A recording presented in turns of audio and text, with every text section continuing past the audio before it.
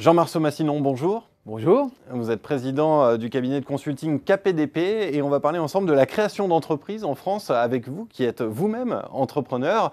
Je voudrais qu'on commence par évoquer ce chiffre.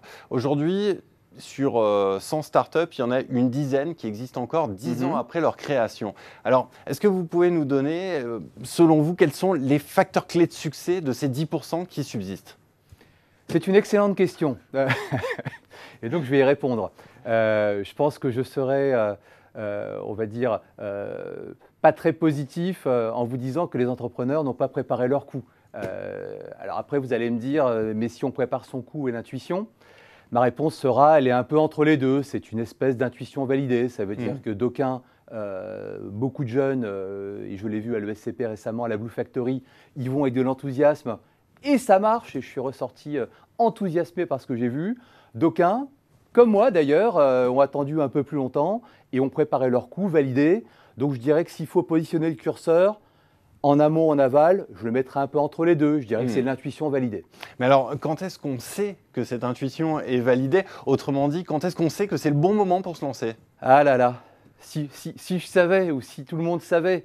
Il n'y a pas de recette. Je crois qu'il n'y a pas de recette. C'est une question de timing, c'est une question de déclic. D'aucuns ont été déclic à 42 ans comme moi, d'autres l'ont à 20 ans, 25 ans. Je pense que c'est une rencontre entre une intuition validée à un moment et puis un timing dans sa vie. Puis à un moment donné, ça se fait ou ça ne se fait pas. Mais ce n'est pas parce que ça ne se fait pas qu'il ne faut pas continuer si on a la personnalité de l'entrepreneur. Mais alors, est-ce qu'on peut en déduire que finalement tout le monde est entrepreneur au fond de lui et que tout est une question de timing, de savoir quand est-ce qu'on va se lancer? Alors mon cher ami, effectivement, c'est ce qu'on veut nous faire croire dans les magazines. On nous présente des succès, des personnes qui sont parties de rien, d'un garage, qui sont des gravures de mode. Non, il n'y a pas de profil type. En revanche, il y a certaines qualités qui sont importantes. Alors lesquelles? Alors lesquelles? Un entrepreneur, c'est quelqu'un qui, alors c'est pas très glamour ce que je vais vous dire, qui sait souffrir. Voilà, savoir souffrir, c'est résister parce qu'on est seul, c'est parce que vous avez plein de diablotins qui vont vous expliquer que ça ne va pas le faire. Et il faut résister à tout ça. La seule différence finalement entre un salarié et un entrepreneur, c'est peut-être que l'entrepreneur sait souffrir un peu plus longtemps. Mais alors justement, puisqu'il faut savoir souffrir, qu'est-ce qui, au fond de lui, pousse l'entrepreneur à se lancer? Comment expliquer que certains le font et certains n'y vont pas? Là est le fond du débat. Oui.